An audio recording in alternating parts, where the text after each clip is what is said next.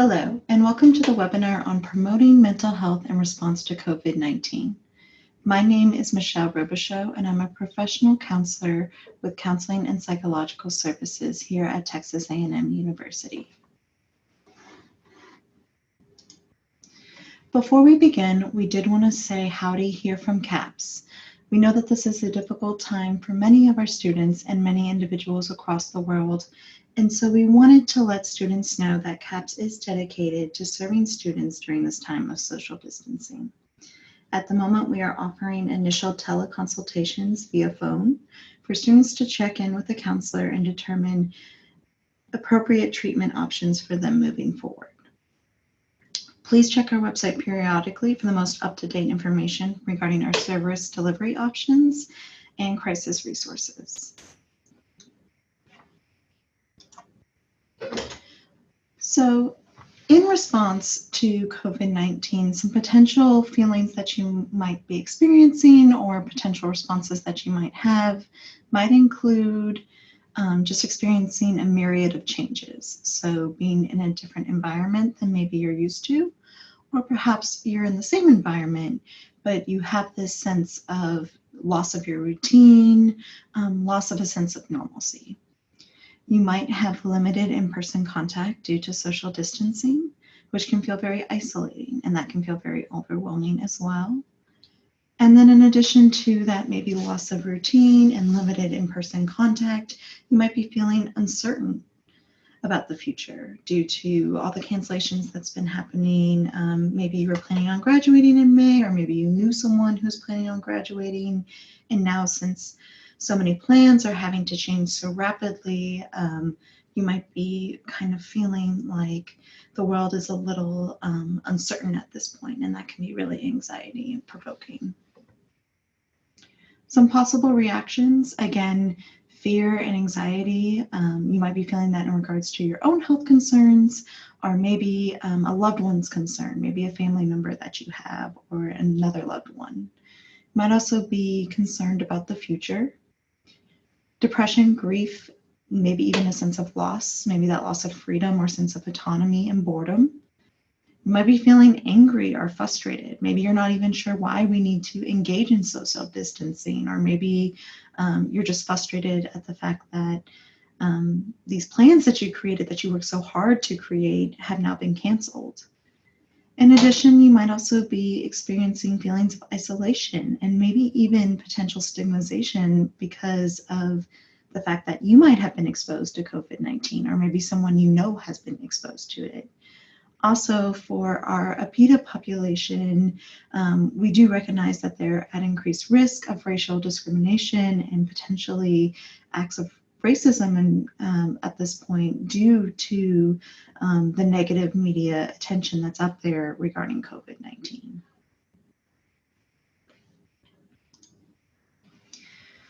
So know that these feelings are normal. They're a normal response to any stressful situation, no matter what, and then especially their normal response to what is going on currently with COVID-19. So allow yourself to have some grace during this period, that you're allowed to feel these feelings, that we don't want to put a label on them as bad or abnormal, because we know that this is just a normal response to when we feel stressed and when we feel overwhelmed. So to responding with stress with COVID-19, what we know is that stress is actually good in small doses because it prepares us for the future. Our brains are actually hardwired to find solutions, and so we strive to actually find ways of protecting ourselves in order to keep us safe. That is an evolutionary drive, need that we all have to survive. Now, the problem with stress, and if you look on the right-hand side of the screen, you'll see the stress curve, is that too much stress can actually lead to anxiety, panic, anger, exhaustion, and then eventually burnout. And that's when we know stress is not helpful for us, and it can lead to things such as anxiety and depression and other mental health concerns. So the trick to managing stress is to not let ourselves become consumed by it. But in order to accomplish this, we have to learn ways of tolerating uncertainty. And as human beings, we tend to not be so good at this because we want things to be certain. We like having answers. We like knowing what we're getting into. So one way of building up our tolerance to uncertainty is allowing ourselves to be okay with not needing information right away. So if you notice that you're becoming consumed with trying to get the latest news that's out there on COVID-19 or hear the latest stats regarding the virus, see if you can wait maybe 10 minutes before you check your news source, maybe even 20 minutes, maybe even an hour. Delaying that response to when you feel that urge to seek out information can actually help you become better with tolerating feelings of uncertainty because we're building up our distress tolerance. Some negative stress management strategies. So what we know is that we all have stress, and when we feel stressed, we want to find ways of coping with it. But it's a matter of finding helpful ways of coping with stress and instead of engaging in unhelpful ways of managing stress. So poor diet or eating habits such as overeating, maybe undereating, poor sleeping habits such as not sleeping at all or maybe sleeping in excess. Using substances such as drugs as alcohol, overworking, which can be a form of avoidance, right? Maybe we don't want to pay attention to what's really causing us to feel anxious or concerned. And so we throw ourselves into work or something else in order to distract ourselves. And again, overindulgence, whether that be through diet, whether that be through food, even overindulgence in exercise, right? Any behavior that we might engage in that actually might be a way for us to avoid what we're feeling. Keep in mind that negative coping produces negative consequences in addition to stress. So not only do you still have the stress to deal with, now you have negative consequences on top of that. So that can exacerbate actually your feelings of stress. So healthy stress management strategies. If possible, choose one verified site or trusted news outlet for information regarding COVID-19 updates. And I would encourage you, limit the time that you spend checking this resource to one time a day, whether that's in the morning or evening, but try not to look at this news source any more than once a day, because again, we're building up our tolerance to that uncertainty. Limit the time you spend cleaning your home or wherever you're currently located. Really, you do not need to disinfect countertops more than once a day. Even that might be a little bit challenging for many of us. And so as long as you can find time to clean, maybe once or twice a week, and do a really good clean during that time, that should be sufficient. Establish a daily routine and stick to it as much as possible. So if you can, try to wake up at the same time every day, try to go to bed at roughly the same time. Now, of course, depending on changes that might happen with your schedule, you may not be able to stick to that as often as you would like, but the idea is that we're establishing a sense of normalcy. Take breaks in between working on school assignments or any job-related duties. So it's really important that just like in our normal workday, as maybe students or professionals, we take breaks. We also need to take breaks if we're working from home.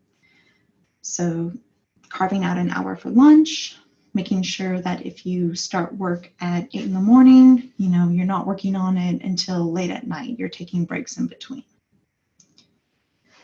Engage in healthy habits that benefit your mental and physical health. So if you can, try to exercise for at least 10 to 20 minutes a day, maintain a balanced diet, get enough sleep, and avoid the use of any excessive drugs or alcohol. At this time, if you start to experience symptoms of COVID-19, which you can look at using the CDC website, which is the Center for Disease and Control, I would encourage you to contact your health provider right away.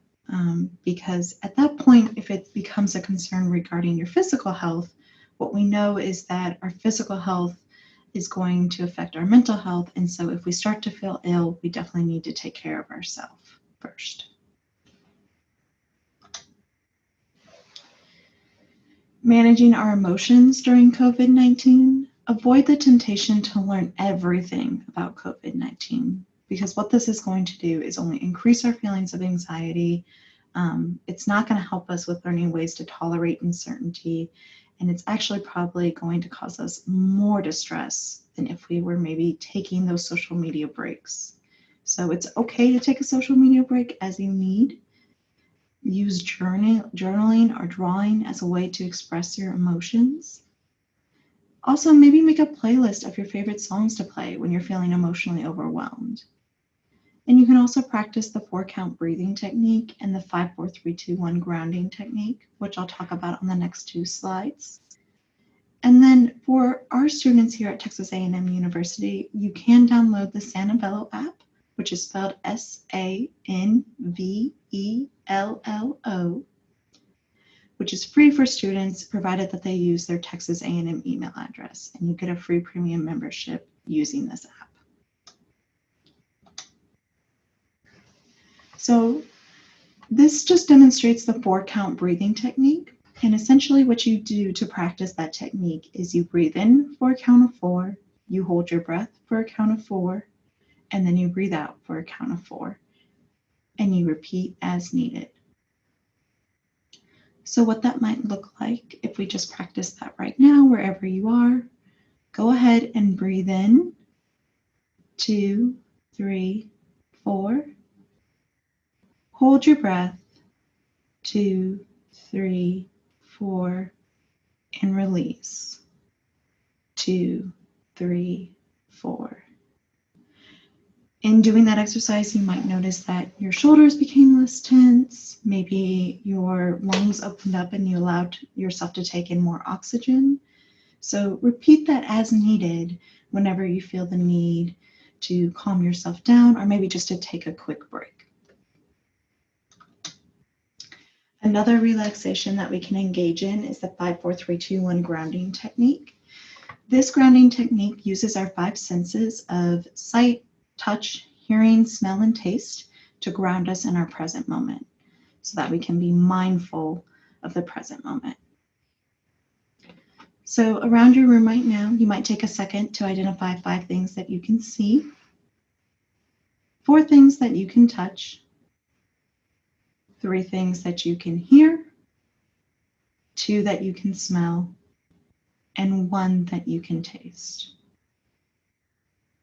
And again, remember that the order and the way you go about going down each of the senses isn't so important. It's just a matter of making yourself aware of everything that you're seeing, touching, hearing, smelling, tasting, if you can, in the present moment. So we did want to talk a little bit about self-care during this time of COVID-19. So here on this slide, you will see the self-care wheel. And on the self-care wheel, you will actually see these different dimensions that fit into what we call wellness. And so the idea behind wellness is that each of these different domains on the wheel, or spokes, if we refer to them in that way, actually impact our overall well-being.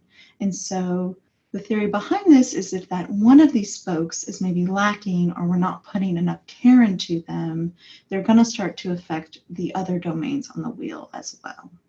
And so it's really important that we have this sense of balance when it comes to our overall wellness, in which we are taking care of ourselves, not just in one of these domains, but in all of them. So ideas for wellness during COVID-19. In terms of physical health, we've kind of touched on a lot of these already, but maybe, again, making time for exercise, whether you watch a cardio or workout video through YouTube, or just practicing yoga, taking time to stretch at your current living situation, whatever that might be. Maintaining a regular sleep schedule, and engaging in healthy eating habits. Spiritual wellness, maybe you want to practice meditation. If you are a religious individual, maybe attend a religious service online. If possible, maybe you want to take a walk in nature if you feel like you are safe to do so and that you can maintain a distance of 6 feet from another individual. Social wellness, host a virtual party, such as like a happy hour, or dinner gathering, or coffee date. Making time during this time of social distancing to connect with your loved ones, whether those are family members, friends, or whoever those individuals might be. Other ideas for wellness during COVID-19: reduce your anxiety by the time you spend on social media. Use Sanabella for those relaxation techniques. And seek out emotional support when you are overwhelmed. And if you can, take the time to be appreciative of the things you are grateful for in the present moment. In terms of professional wellness, maintain your relationships with people in your program and connect with your professors and advisors. You can also use this time to research or read articles that you find interesting that maybe you didn't previously have time for. In personal wellness, maybe return to a hobby you haven't made time for in a while, or maybe there's this new skill set that you've been wanting to learn for a while. This might be a great opportunity for you to finally maybe take that plunge and learn a new skill set and learn a new hobby that you can take with you. You can also take this time to reflect on your personal values and goals and identify maybe things that you are excited for in the future or goals that you would like to achieve. In addition, one thing we definitely wanted to highlight is that self-care during this time isn't selfish. Have a plan for taking care of your basic needs, which are important, such as food, sleep, and hygiene, water, safety, all of those things. But remember to engage in social distancing, not social isolation. So just because we're maybe apart from our loved ones right now doesn't mean that we want to isolate ourselves. So set aside time each day to connect with family and friends or whoever your loved ones might be. But note too that if interacting with these individuals might be anxiety provoking for you, so maybe sometimes in connecting with certain individuals, if they're really anxious about what's going on with COVID-19, that can make us start to feel very anxious. So it's okay if we need to take a break too from them and say, hey, I want to connect with you, but right now I don't want to talk about COVID-19. Let's talk about something else. Identify the signs that you're feeling depleted and take action early, and allow yourself to take a break, even if it's just for 10 minutes. Maybe download a Sanabella meditation. You can listen to that for 10 minutes. And then that can give you just a break long enough from maybe what's going on in the outside world so that you can come back to it refreshed and engaged in the present moment. Here are some additional resources we thought that would be helpful for students. So we have the National Grad Crisis Line for graduate students, which is 877-472-3457. The National Suicide Prevention Lifeline, which is 1-800-273-TALK. If you need to use the crisis text line, you can text HOME to 741-741. And then we do have a crisis text line for students of color, and you can text Steve to 741-741. The Trans Lifeline is listed there, as well as the Trevor Line, and both of these resources are LGBTQI friendly. The Trans Lifeline is 877-565-8860, and the Trevor Line is 1-866-488-7386. In addition, you'll see the icons for BetterHelp, Psychology Today, and 211.org, which are all helpful options that you can use should you wish to engage in individual therapy at this time, or telehealth.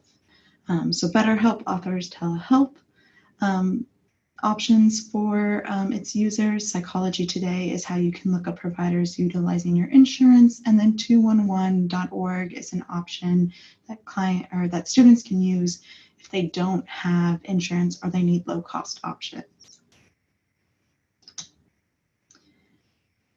Some additional information on CAPS resources. Again, we'll be offering those teleconsultations to students, but all in-person sessions have been suspended at this time. To speak with a counselor or schedule a phone consultation, you can contact CAPS at 979-845-4427, or you can visit our website at caps.tamu.edu. In addition, on our website, if you log on to the main page, you'll see a red Coping with COVID-19 button where we'll have additional resources listed for you there as well. And Helpline will be available after hours and on the weekends. Their hours are 4 p.m. to 8 a.m. Monday through Friday and 24 hours on the weekend. And that number is 979-845-2700. So we just wanted to say thank you here from CAPS for listening to this webinar. Feel free to follow us on social media. We are on Facebook, Twitter, and Instagram.